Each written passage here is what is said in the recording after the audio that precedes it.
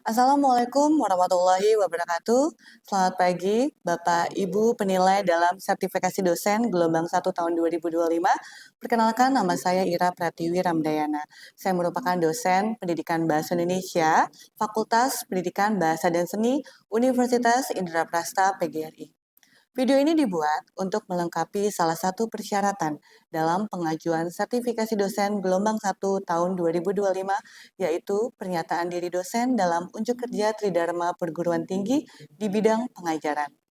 Mata kuliah yang akan saya ampu di dalam video ini adalah pengantar pendidikan, di mana mata kuliah ini memiliki bobot 3 SKS dan termasuk mata kuliah wajib pada program studi pendidikan bahasa Indonesia. Mata kuliah pengantar pendidikan ini adalah mata kuliah yang mempelajari tentang ilmu dasar dari pendidikan dan tujuan umum ilmu pendidikan, di mana di dalamnya terdapat konsep pendidikan, masalah pendidikan, dan harapan dunia pendidikan ke depannya. Adapun capaian pembelajaran kelulusan dari mata kuliah pengantar pendidikan adalah mampu melaksanakan nilai-nilai universitas yang peduli, mandiri, kreatif, dan adaptif, memiliki kemampuan intelektual untuk berpikir secara mandiri dan kritis sebagai pembelajar sepanjang hayat. Adapun capaian pembelajaran mata kuliah pengantar pendidikan adalah mahasiswa mampu menjelaskan pengertian pendidikan, pengantar pendidikan sebagai ilmu dan wadah ilmu pendidikan.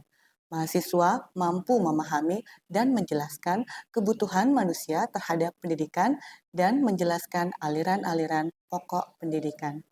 Sistem pembelajaran yang saya gunakan dalam video ini adalah pembelajaran tatap muka atau luring pekan kedua, pertemuan kedua dengan materi kebutuhan manusia terhadap pendidikan. Tujuan mempelajari materi ini adalah agar mahasiswa mampu mendeskripsikan tentang kebutuhan manusia terhadap pendidikan dan implementasinya dalam kehidupan nyata.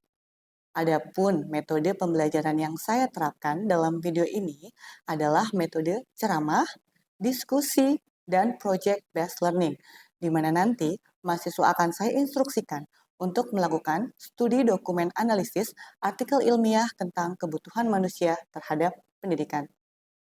Bobot penilaian yang saya gunakan dalam mata kuliah pengantar pendidikan adalah tugas dan diskusi 20%, UTS 30%, dan UAS 50%. Sekian informasi mengenai mata kuliah yang saya ampu. Berikut akan saya sertakan video proses perkuliahan tatap muka yang saya lakukan pada minggu kedua, pertemuan kedua, mengenai kebutuhan manusia terhadap pendidikan. Terima kasih. Wabillahi taufiq wal hidayah. Wassalamualaikum warahmatullahi wabarakatuh. Assalamualaikum warahmatullahi wabarakatuh.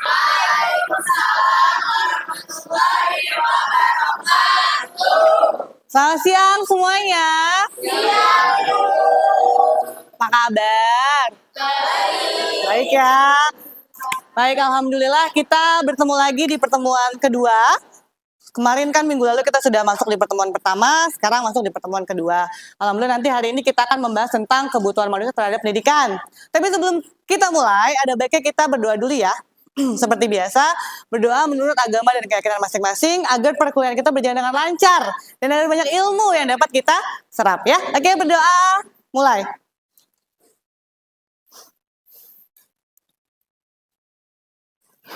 Baik, berdoa selesai. Terima kasih semuanya. Di pertemuan sebelumnya kita sudah membahas tentang pendidikan. Ini ada yang masih ingat nggak? Pendidikan tuh apa sih? Saya, Bu. Ya, coba Cinta. Pendidikan itu upaya sadar yang dilakukan secara terus-menerus oleh manusia untuk meningkatkan kualitas hidupnya. Yes, good job. Kasih tepuk tangan dong buat Cinta. Oke, ya betul ya. Kemudian ada lagi nggak? Ya. Seperti yang sudah dijelaskan kemarin, menurut pendidikan adalah proses manusia sehingga. Yes, good job. Yeah. Oke, alhamdulillah berarti pekan lalu semuanya tidak ada yang tidur ya. Semuanya menghafal materi, alhamdulillah. Jadi pendidikan itu memang memiliki banyak sekali arti ya. Jadi memang dari sumber yang banyak sekali, bukan hanya dari Bapak kita, Ki Hajar Dewantara, tapi juga dari banyak sekali sumber. Dan memiliki persepsi masing-masing tentang pendidikan. Yang intinya, pendidikan adalah proses meningkatkan kualitas hidup manusia. Ya, baik. Selanjutnya kita akan masuk ke pertemuan kedua tentang kebutuhan manusia terhadap pendidikan. Di sini sudah dijelaskan bahwa capaian pembelajaran mata kuliah adalah tujuannya nanti kalian semua dapat memahami dan menjelaskan kebutuhan manusia terhadap pendidikan dan konsep manusia seutuhnya. Oke, sebelum kita masuk ke materi, kita ice breaking dulu ya, supaya tidak mengantuk ya, karena kan ini jam-jam rawan, jam siang, jam 1, takutnya ngantuk. Ya, ayo coba semua lihat ke depan, ini ada ice breaking. Bagaimanakah cara memasukkan seekor delapak ke kulkas? Ayo, ada yang tahu? Yang lain, ada nggak? Gimana caranya? Pas, udah pas. Oke, kita lihat ya jawabannya apakah benar. Teng teng. Hebat sekali, benar. Buka, jerapahnya dimasukkan, ditutup. Ya. Nah, di sini di bawah ada penjelasannya. Tes ini menguji apakah Anda merespon hal yang sederhana dengan cara yang kompleks. Next ya. Nah, ini dia. Bagaimana caranya memasukkan gajah ke kulkas? Buka kulkasnya, tadi kan jerapah masih di dalam. Jadi dikeluarin, kemudian si gajah dimasukin, tutup kulkasnya. Yang lain? Sama ya. Sama lah ya. Oke, kita lihat ya. Bener loh, hebat. Biasa. Jadi kita buka dulu kulkasnya, keluarkan jerapahnya, dimasukin deh gajahnya, tutup lagi. Jadi tes ini menguji kemampuan kalian untuk berpikir menyeluruh atas tindakan yang sudah kalian lakukan. Ya, lagi nggak? Lagi ya. Oke, silakan dibaca pertanyaannya dan dijawab. Ya, apa? Hadir, karena masih dalam kulkas. Yang lain?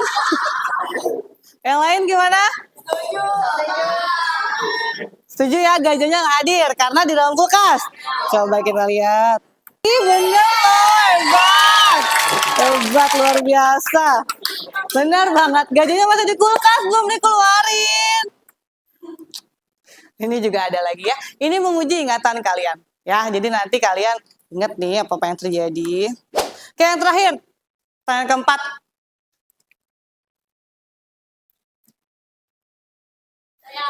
Oke. Tinggal yang berangkat, buayanya lagi pesta. Pesta di mana? Tadi ya Masina. Yang lain gimana? Setuju? Coba kita lihat ya. Benar ya. Ya, jadi kadang-kadang ada pertanyaan simpel tapi kita mikir ruwet banget gitu ya. Ini gimana? Ini adalah tes ini menguji supaya kalian tuh bisa belajar dari kesalahan yang ada. Nah, ini adalah kesimpulannya dari tes tadi. Kan saya intermezzo aja nih, kita ice breaking karena kan siang-siang takutnya kan kita ngantuk ya. Jadi kita ice breaking. Ini adalah persepsi atau kesimpulan dari tes yang tadi kita lakukan. Persepsi atau kesimpulannya itu adalah banyak siswa berkeinginan untuk menjadi seorang siswa berprestasi atau mahasiswa berprestasi ya, baik dalam hal akademik maupun non akademik. Untuk mencapai siswa berprestasi tersebut pasti akan ada kendala ya kan dalam mewujudkannya. Sebenarnya menjadi siswa yang berprestasi itu sih gampang-gampang susah ya, dan biasanya harus dipaksakan. Karena di usia muda seperti kalian nih, usia-usia labil gitu ya, cenderung keinginan untuk bermain itu tinggi.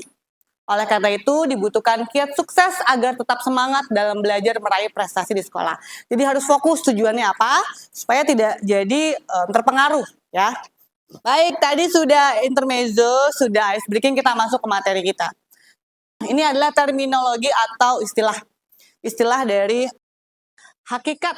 Hakikat itu dasar ya, dan manusia itu berasal dari bahasa Arab yang man, yang artinya adalah manusia. Selanjutnya ada kata nasia. Selanjutnya nasia itu yang artinya adalah pelupa. Jadi kalau kita sebagai manusia sering lupa, ya nggak masalah. Emang pada dasarnya kita adalah makhluk yang lupa. Ya. Ini ada beberapa istilah lain tentang manusia. Ada al-insan, ada al-basyar, ada anas, ada juga bani Adam. Saya merangkum menjadi 4, padahal istilahnya itu banyak. Ya, terminologi tentang manusia itu banyak sekali. Ya kan, jadi kalian hanya tinggal membaca, sumbernya banyak, referensinya dari buku, modul dan segala macam. Saya merangkum menjadi 4. Yang artinya sama, makhluk yang diciptakan oleh Tuhan yang memiliki akal pikiran. Ini adalah sifat hakikat manusia. Pengertian sifat hakikat manusia. Sifat hakikat manusia adalah ciri yang menjadi karakteristik yang secara prinsipal membedakan manusia dari makhluk lain seperti hewan. Meskipun secara biologi dalam hal tertentu ada kemiripan antara manusia dan hewan. Nah, yang membedakan kita sebagai manusia dengan hewan, tumbuhan itu adalah kita memiliki akal pikiran yang tidak dimiliki oleh hewan. Kalau hewan menikah di pinggir jalan ya menikah aja, ya kan? Hewan lari-larian, bikin anak di pinggir jalan ya nggak apa-apa. Tapi kalau kita ada rasa malu, punya moral, ya. Jadi jangan sampai kelakuan kita seperti hewan. Kemudian ada wujud sifat hakikat manusia. Ini ada 8 poin. Yang pertama adalah kemampuan menyadari diri.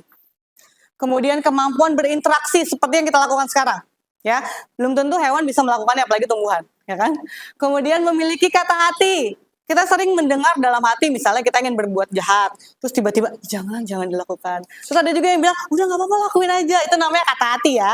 Kemudian memiliki moral yang tadi saya bilang. Segala sesuatu yang kita lakukan itu pasti kita pikirkan dulu matang-matang. Apakah ini baik atau tidak, ya? Kemudian kemampuan untuk bertanggung jawab. Laki-laki misalnya pacaran, misalnya Ulil, Absor, pacaran sama Cantika gitu misalnya ya, kan misal ya. Kemudian tiba-tiba Cantika, tapi ya jangan sampai ya Cantika ya.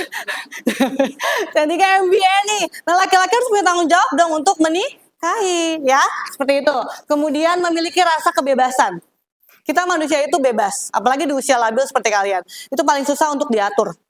Sama orang tua, sama teman, maunya tuh jalan malam sama teman, tapi itu tidak baik ya. Ada jam malam untuk usia-usia kalian. Tidak boleh melebihi jam yang diberikan oleh orang tua. Kemudian juga kesediaan melaksanakan kewajiban dan menyadari hak. Jadi kita punya hak dan kewajiban. Kewajiban kita sebagai anak misalnya berbakti kepada orang tua. Kewajiban kita sebagai mahasiswa adalah belajar dengan sungguh-sungguh. Dan hak kita sebagai anak mendapatkan kasih sayang, mendapatkan uang jajan, ya gitu ya.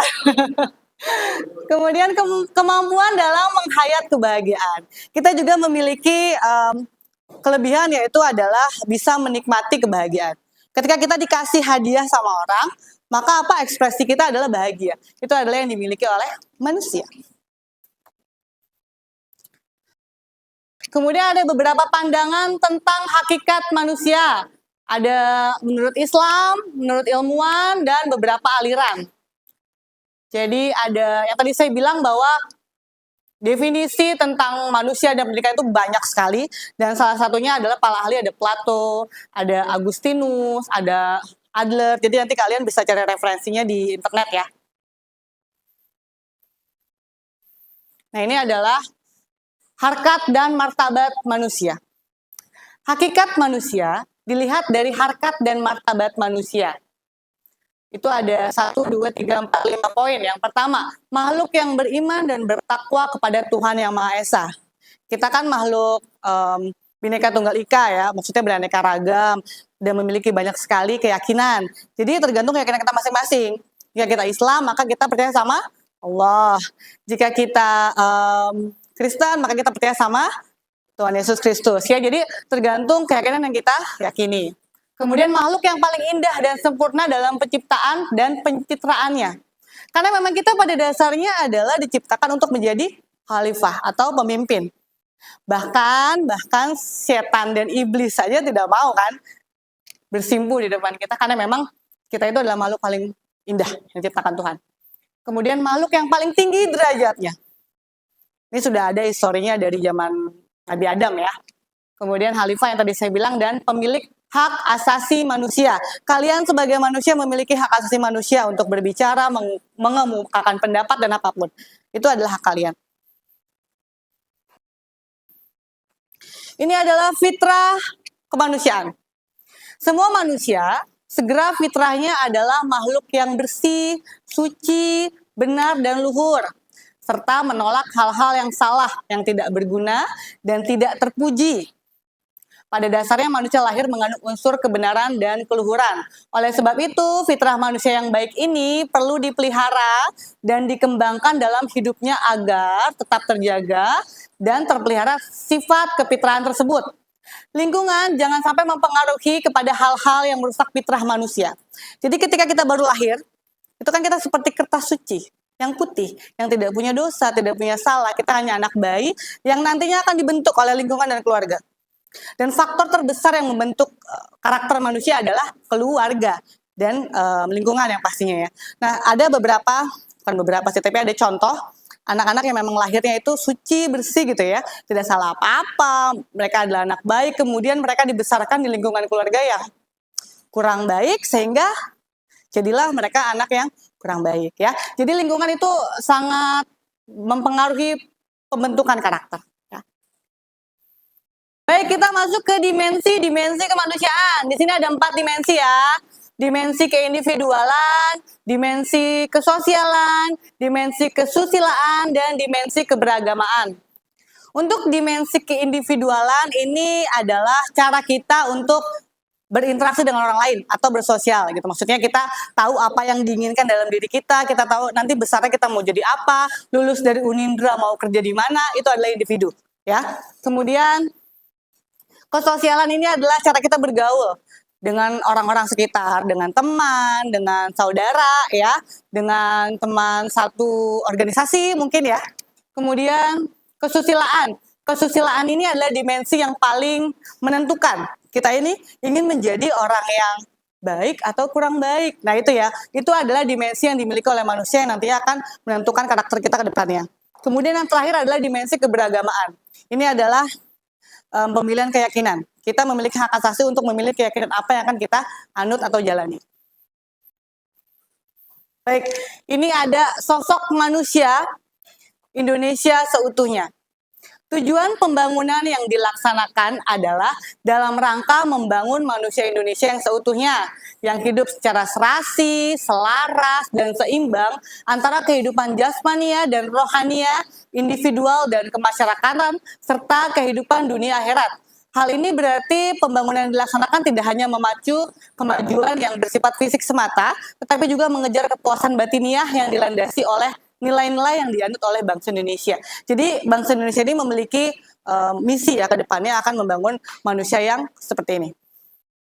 Ini ada pengembangan dimensi kemanusiaan.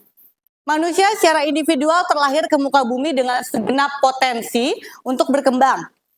Potensi tersebut tidak dengan sendirinya akan terwujud. Artinya, diperlukan upaya dari manusia lain untuk merangsang agar dapat tumbuh dan berkembang secara optimal. Pendidikan merupakan kebutuhan setiap manusia agar menjadi manusia. Yang tadi sudah dijelaskan oleh Amsor ya, atau siapa tadi yang bilang bahwa pendidikan adalah proses memanusiakan manusia. Nah, jadi memang dengan pendidikan kita memiliki kualitas hidup yang lebih baik. Ya, dengan kita berpendidikan, kita memiliki moral yang lebih tinggi dibanding makhluk yang lain, ya seperti itu. Baik, cukup materinya. Apakah ada yang ingin ditanyakan? Baik, Cantika silakan. Sebelumnya, perkenalkan nama saya Cantika Amelia. Saya izin bertanya. Pertanyaannya dalam konteks masyarakat modern, apa konsekuensi jika kebutuhan manusia terhadap pendidikan tidak terpenuhi? Baik, terima kasih. Oke, baik, pertanyaan yang bagus ya, Cantika ya. Jadi, impact dari kebutuhan manusia yang tidak terpenuhi akan pendidikan, maka besar sekali ya, impact-nya sangat luas. Salah satunya adalah kemiskinan, kemudian juga kesenjangan sosial, kemudian ada juga kriminalitas. Karena memang masyarakat atau manusia yang tidak memiliki tingkat pendidikan yang tinggi, maka mereka kemampuan untuk berpikir secara kritis, kemudian tingkat intelektualnya pun rendah.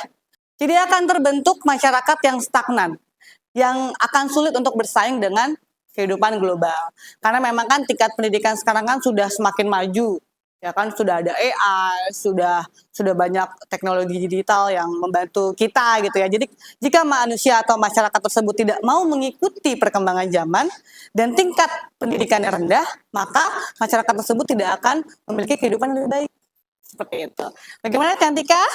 Paham? Yang lain bagaimana? Paham ya. Baik, apakah ada yang ingin bertanya kembali?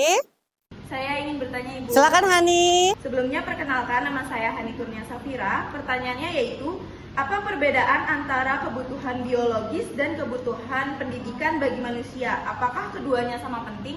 Terima kasih. Baik Hani, pertanyaan yang bagus ya. Jadi apakah kebutuhan biologis dan kebutuhan pendidikan sama-sama penting? Jawabannya adalah yes, sama-sama penting. Kebutuhan biologis itu adalah kebutuhan dasar seorang manusia.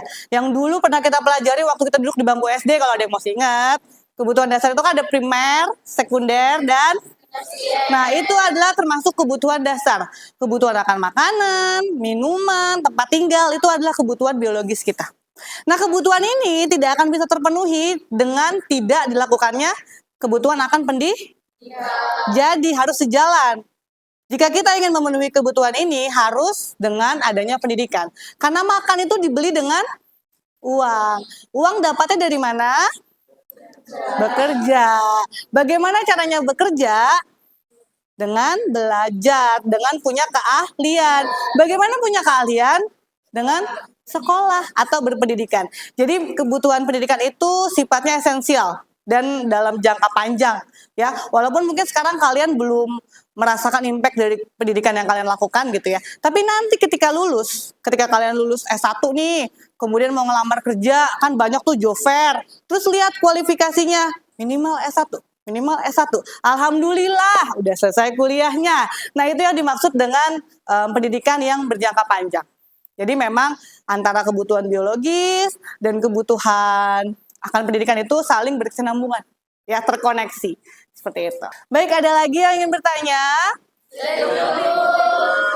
Udah paham semuanya ya? Oke, alhamdulillah semuanya sudah paham. Materi kita juga sudah selesai. Jadi selanjutnya akan ada tugas individu. So ya, ini adalah tugas individu. Yang namanya individu berarti sendiri-sendiri, tidak boleh mencontek punya temannya atau menjiplak dari internet atau pakai GPT ya. Dikerjakan hari ini sampai sesi kita selesai ya. Jadi di tugas kalian adalah silakan cari artikel ilmiah tentang kebutuhan manusia terhadap pendidikan untuk kemudian nanti dianalisis apa saja kebutuhan manusia terhadap pendidikan yang sedang berkembang saat ini. Ini sumbernya lewat Google Scholar atau Cendekia. Kalian bisa cari di internet banyak artikel-artikel ilmiah tentang pendidikan. Ya, dikerjakan hari ini di dalam kertas lembar, dikasih nama, nanti dikumpulkan di sesi perkuliahan. Apakah ada pertanyaan? Tidak ada ya? Oke, silakan mengerjakan.